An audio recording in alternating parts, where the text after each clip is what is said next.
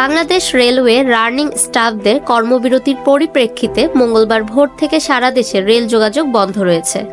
Kamalapur railway station master Anwar Hossain নিশ্চিত করেন, সকাল থেকে ঢাকা থেকে দেশের কোথাও ট্রেন ছেড়ে যায়নি বা ঢাকার কোনো ট্রেনও আসেনি। রানিং স্টাফদের দাবির কারণে এমনটা হচ্ছে জানিয়ে তিনি আরও বলেন যে যত দ্রুত সম্ভব এই সমস্যা সমাধানের জন্য চেষ্টা করা হচ্ছে। এদিকে উদ্ভূত পরিস্থিতিতে রেলের বিকল্প হিসাবে গুরুত্বপূর্ণ রেল রুটসমূহে যাত্রী পরিবহনের জন্য বিআরটিসি বাস সার্ভিস চালু করা হয়েছে।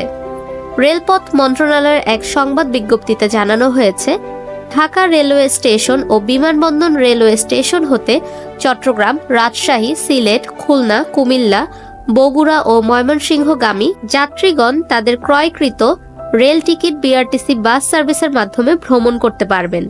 সেই সাথে ওই স্থানগুলো থেকে এই সেবা ব্যবহার করে যাত্রীরা ঢাকাও আসতে পারবেন।